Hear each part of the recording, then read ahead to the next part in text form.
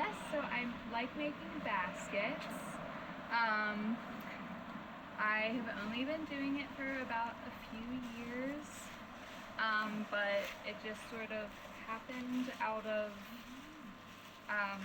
it just felt like a natural progression to like learning about plants and foraging and identifying plants for food and medicine and just generally learning more about the landscape and becoming more embedded in it myself. So I mainly weave with wild plants, and the plants that I use the most of are a lot of plants that people really hate, and so it's a really awesome way to learn to love plants that you might eat. So the invasive plants are those tenacious weeds that people have a lot of feelings about sometimes. If you have English ivy growing all over your house, or you have Japanese honeysuckle growing all over your driveway or whatever, the technique that I'll be showing you today will be really awesome, like to have in your toolbox for when you have like an abundance of vines or grasses and you want to go do a little craft outside. And so some of these, feel free to come closer. If you don't, that's fine. But oh, she doesn't bite. Yeah, I don't bite.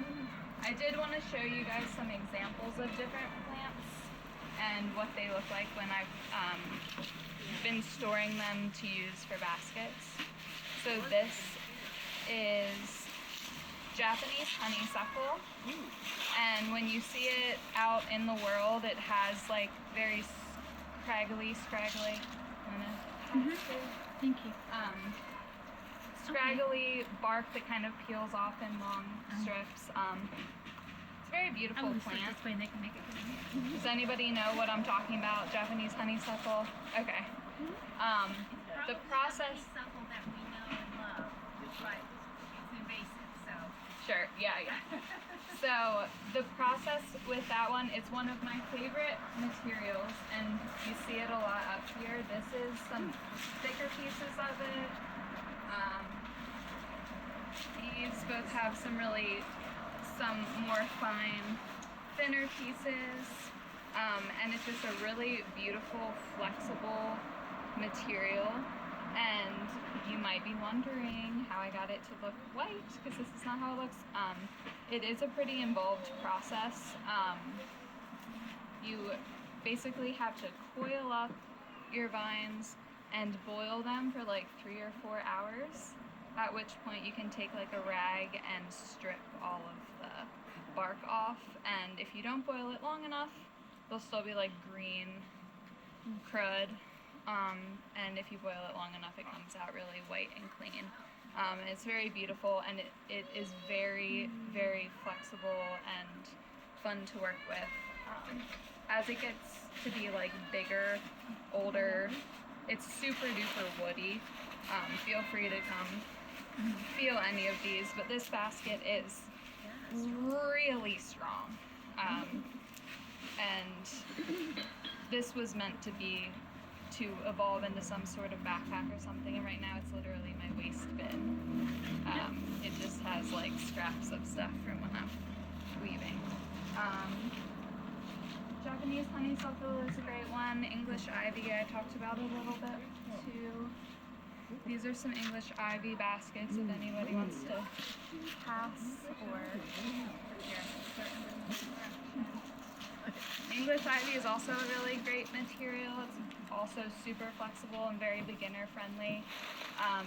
My beginner classes, I either like to do English ivy, or today we're going to be working with gladiolas, which is weird. It's not really a plant that is like naturalized here, but in my power cut behind my house, there's a huge patch of it.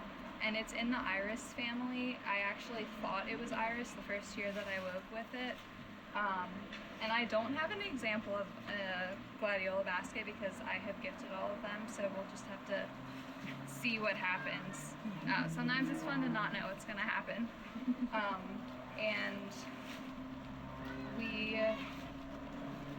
I will have it like soaking,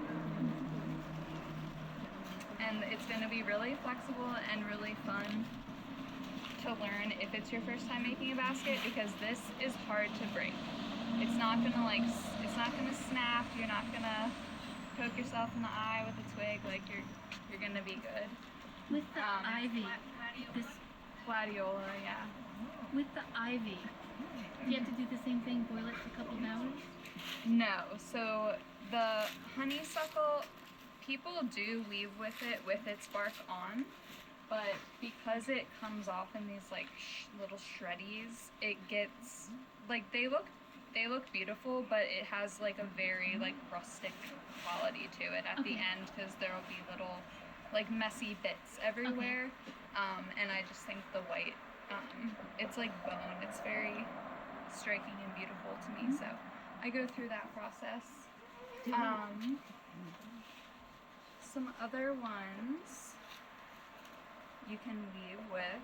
This is similar to like with the gladiola. This is just like some rushes that I picked on the side of a river when I was swimming one day. You can literally like pick grass in your yard and twist it up into baskets. Like the possibilities are endless. Still grass. Max Septic will even after it's been dead forever. So And people have been making baskets out of plenty of stuff source. since prehistory. Like we don't even know how long people have been making baskets, but probably longer than they've been weaving textiles. It's a very, very ancient craft, and up until relatively recently, it has just been like a life skill where everybody would kind of know how to do it. Like you basically know like what works, and you basically could make a basket in a pinch if you need to. And bark baskets are a great example of that phenomenon of being able to just kind of put together a basket when you need one. This is a tulip poplar bark basket, and these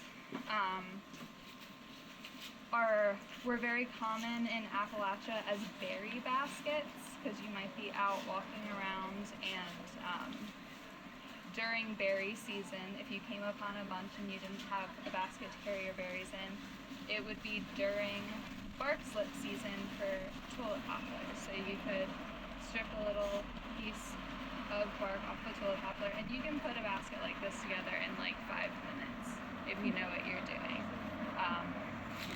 It's a bark basket. Oh wow. Is that all one piece and you just cut it so that Yeah, you like score the bottom. We did a class on that last year. Yeah. I think or maybe it was 2 years ago now. I don't know, but that's a really fun one. With the tulip poplar, also sometimes this is a really scraggly, crazy work in progress, where I ran out of materials and it's been sitting on my shelf waiting for me to come back to it. But these are just strips of tulip poplar bark, and I wove around them with dandelion stalks. It's really, you can really do so many things. And today I'm hoping I'll just give you guys like a foundation of like a little bit of understanding of how you might take materials that you're not necessarily fluent with yet, but you can really dive in and do some fun stuff. I did want to show, you'll notice on some of my baskets I have like this rope handle, and these, I'm trying to tell what this is. This is tulip poplar bark. So the bark also, aside from just doing like a full piece for a basket, you can do a process called retting, where you rot all of the like plant material away from the fibers, and you can be left with fibers. People actually weave like clothing out of tulip poplar bark. I could kind of go on forever about the wild fiber piece, but tulip poplar fiber, another of on the like invasive plant list that you might be already removing for other reasons is bush honeysuckle. Its bark strips really nicely, and you can use it. I think that this is actually bush honeysuckle bark is the cordage on this basket. They're both really strong and really nice.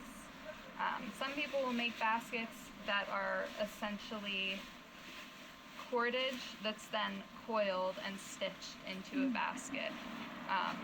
So learning how to make cordage is a really fun thing to go along with your wild basketry.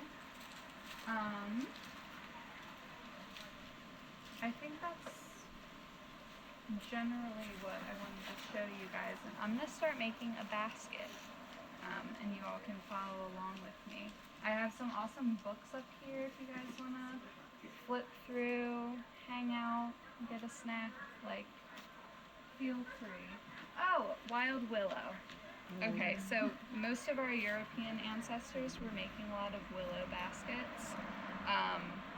It was like a cradle to grave plants, like baby cradle, coffins, all of the storage things, wattle and daub walls.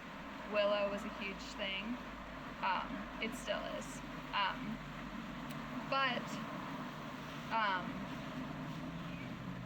the wild willow that we find out, I've made this from wild willow, but they're not very kind. Kind is the basketry term for how like malleable a material is. And wild willows are typically, if they're just being left to grow, and they're not being coppiced and managed. Coppicing is cutting back plant to the ground in the winter or in its dormancy, so that in the spring it will send up really nice juicy whips or shoots. That's how people manage willow, and that's how people still do manage willow. And I'm growing willow at home, so hopefully that'll be more a part of my life too. But wild willow is an option. There's a lot of crack willow around. Edwards Run, there's like endless crack willow, which is probably what this basket is. But crack willow, yeah, it's Growing around, you mean? Or in like purchase, for purchase? Crack willow isn't really one that you would want to purchase for basketry, but it is like, I don't remember where exactly it's from. It's one that is like not the native one, but it's it's the willow that's growing at Edwards Run and in a lot of local areas down here. Yeah, but there's a few different species, I believe. Yeah. Okay.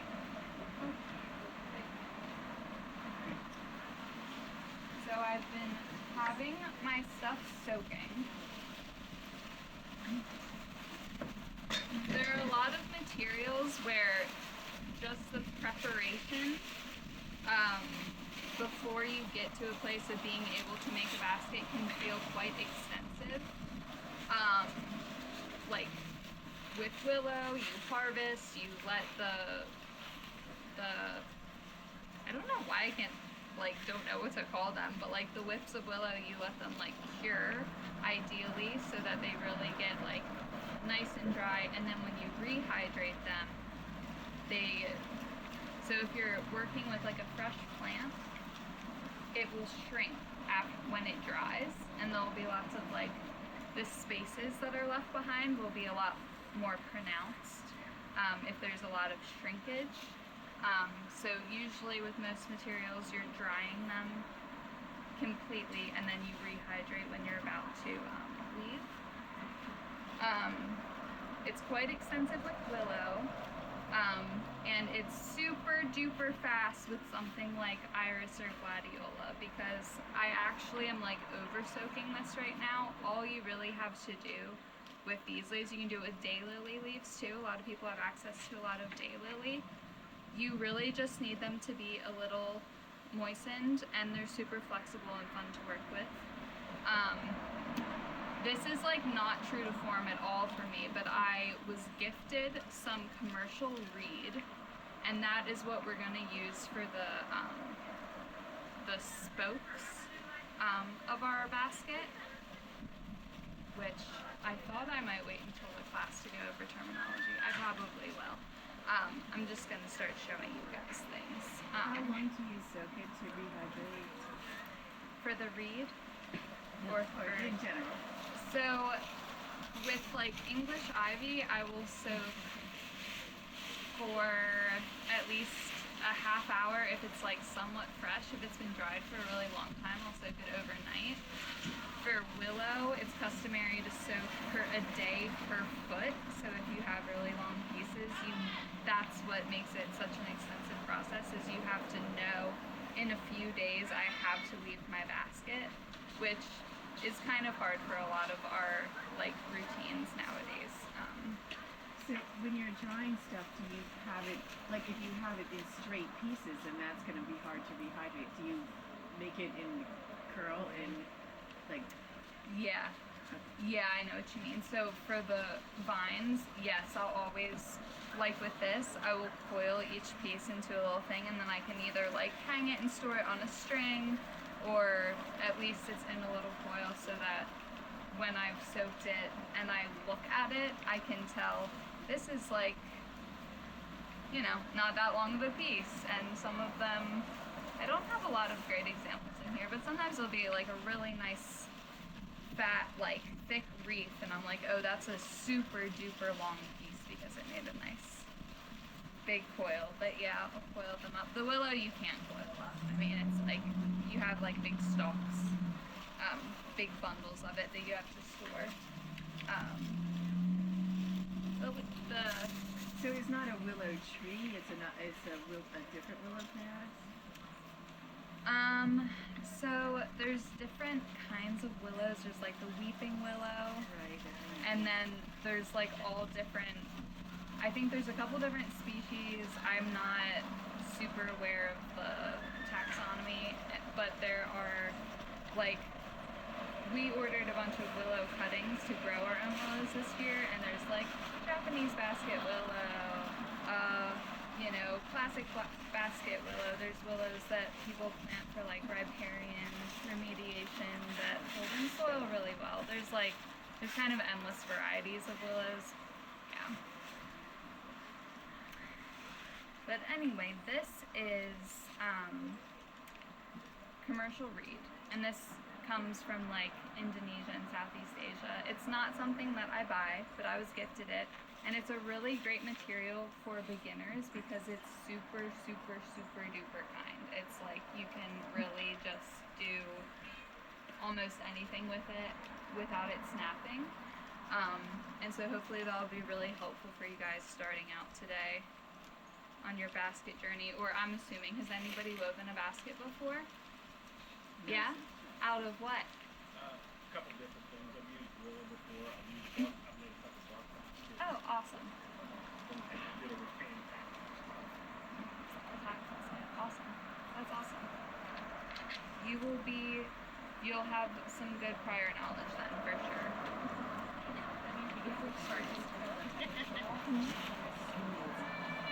Actually, the only thing, the leaves we didn't soak yet, I'm actually only going to soak this up, and I think I have room in my bowl. Okay.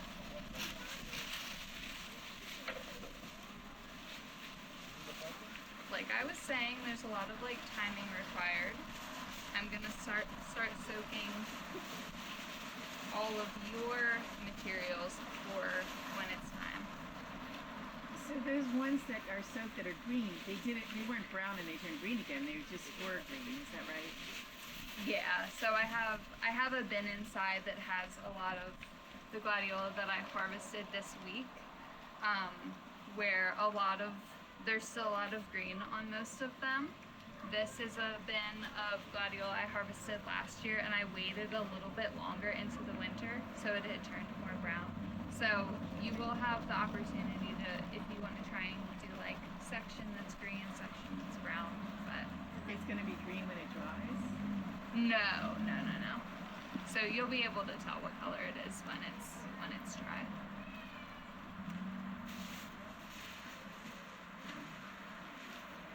Get myself set up here.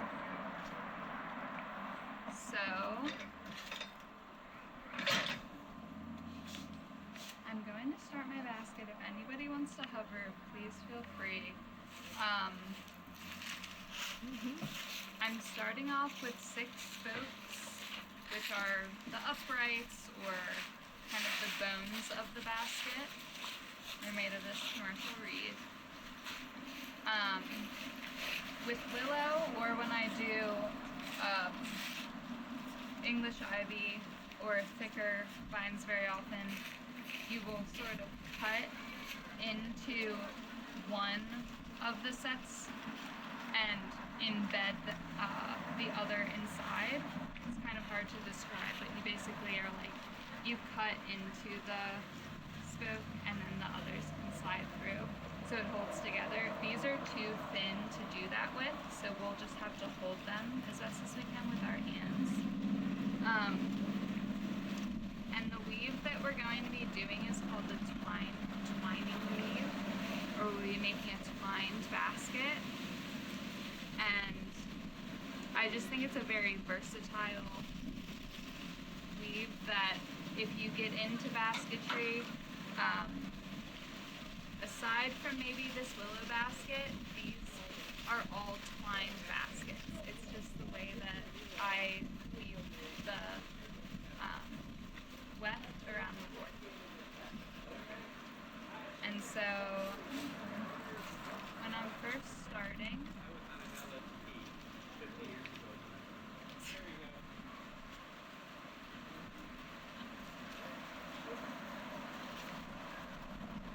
some of the bits of gladiolas, I've kind of like pulled all the leaves apart for you all. Some of them are just how they were when I ripped it out of the meadow, so, you know, it's a lot of work.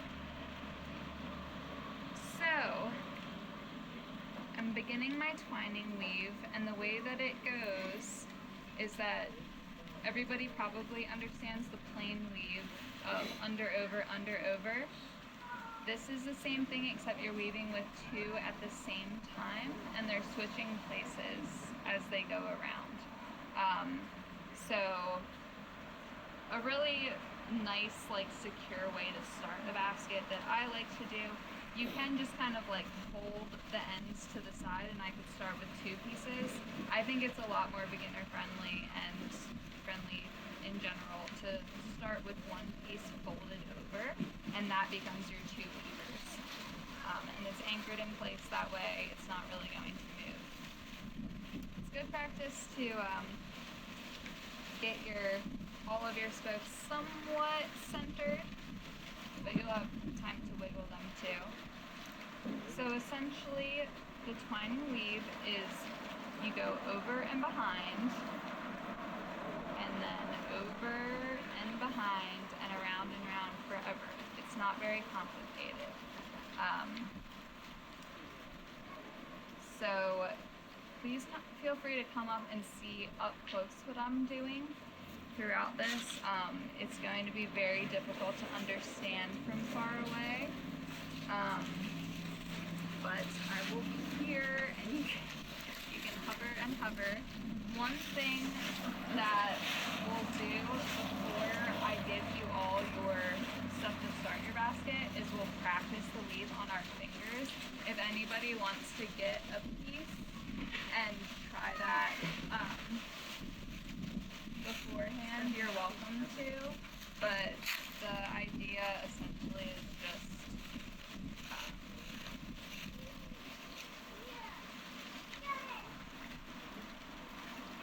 when you go in front, you go behind. When you're in front, you go behind. When you're behind, you go in front.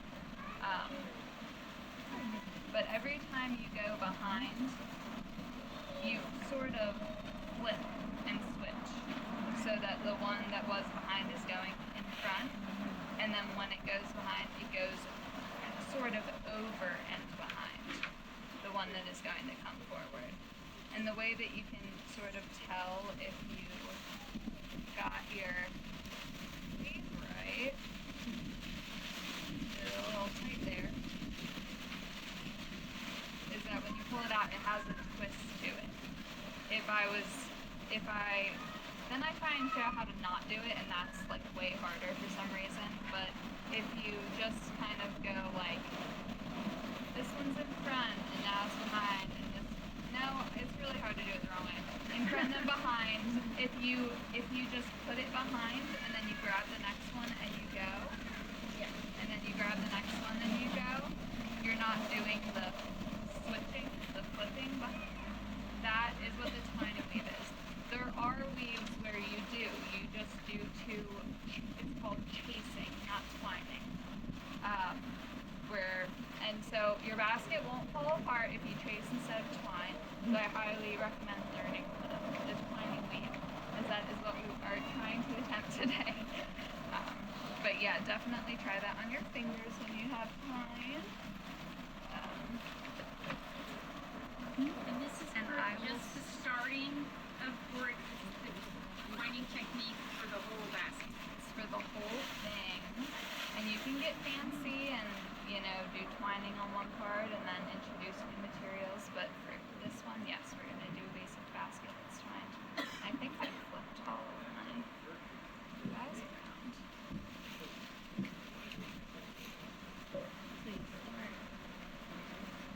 Don't park your basket in between your legs and forget about it. It's rude. So yes. What was in front goes behind, and they switch places. And I think that's a piece that in my previous classes maybe I failed to stress enough, is just the switching quality. And the twining weave, twining as in twine, where you make cordage and everything is twisting itself into place. So I'm just going to start going around and we'll start to kind of see what happens. And starting off is the hardest part for sure. I just went around once and it already has the reed quite in place, and that's awesome. Some materials are a little bit more unwieldy and will want to slip away from you. This should hopefully be quite simple. But so you'll notice I was not going around every individual one at the start. I'm just going around the groupings. And it's kind of up to you and how fine you want to get with it. But you can just go around the groupings once and then start breaking it down, or you can go around twice, which I think I'll start breaking it down. That's fine. I'm looking at how much room I have left, and that's one bit that takes a little bit of experience to just get the rhythm of when you need to add in a new piece without it throwing you into catastrophe and you lose where you were. It'll be okay. So when you're breaking down your sort of segments, don't try not to tug at a sharp angle, but you really can tug more than maybe you think you can. And you're just gonna try and pry the spokes apart as you go around and really pull down and use your weavers to separate them. And you'll just keep going around and around and around. And it really pays to take your time at this stage. Really, almost every time you go around, you want to follow by kind of pinching down to keep the weave tight, because this material has been rehydrated, and so it will shrink when it dries. So just be prepared for that. if your basket is like really tight and you think it'll hold water, once it dries, it won't be that tight, and that's okay. That's just how it is. So I only have about this much left. This piece is kind of weird. It's frizzy, so I'm going to go ahead and introduce a new piece.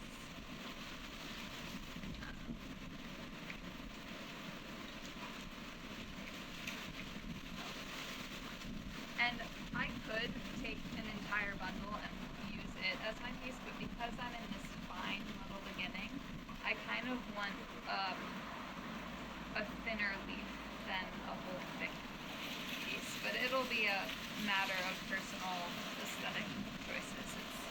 That's not a big deal at all. So I'll take one, and because this is a soft material, you can't really rely on it to, like with the vines, you can kind of like prop the old piece, like kind of have it wedged in a crevice or something and it'll stay. That won't be as much the case with this. You kind of want to just make the joins, which is what I'm doing, I'm joining a new piece. You want to make it as seamless as possible, where these pieces are slowly being, sorry, it's so windy. These pieces are becoming one, and you can put a little bit of twist into them. You also, if it's kind of hard to keep track of them, you can overlap quite a bit and have a piece dangling off, because when you're done making your basket and it's dry, you can cut this off later. So don't worry about frilly bits all over your basket. That's just how it's going to look. That's how my basket looks.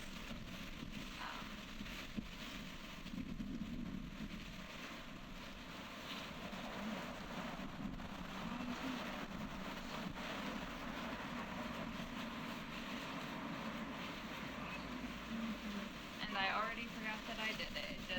It's not difficult at all. You guys are good.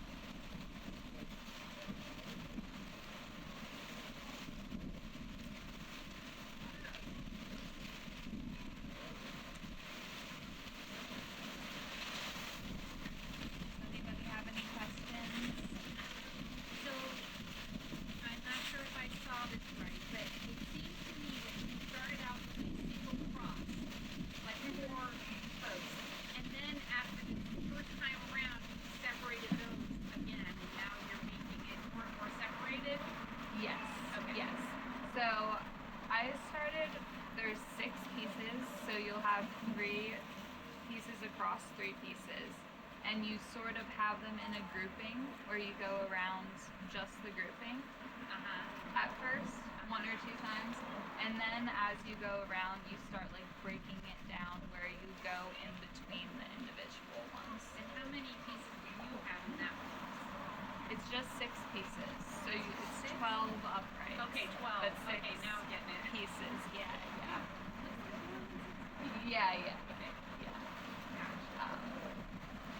And as we go along too, depending on what shape your basket takes, if it becomes a little, if it's like more of a shallow bowl versus, you really can go for whatever you want. I will show you guys later how you can insert more if you end up with too much space and you need more spokes, but that'll be something for later.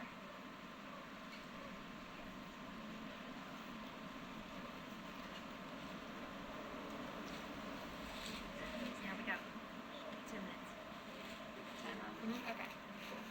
Okay, well, I'm just gonna hang out and do this, and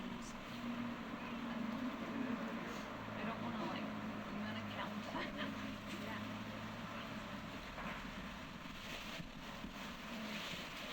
Seems like we're almost all here, but So when you, in a when you harvest the English ivy, you strip the leaves off and they're green and you wait till they dry out and then pull them off, or what do you do? it kind of depends on how big of a harvest I'm doing. If I'm collecting a lot, I'll usually just make like a huge pile, and then later I'll go through the process of, yeah, stripping the leaves and then coiling up each vine to store for later.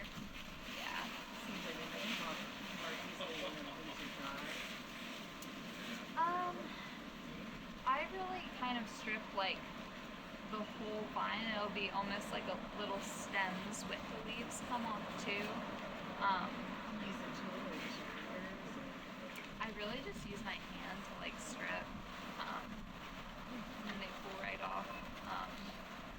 Sometimes I will, like I like leaving some of the little like rootlets, and so sometimes I'll be more discerning and I'll use snips to get some stuff off and leave some behind.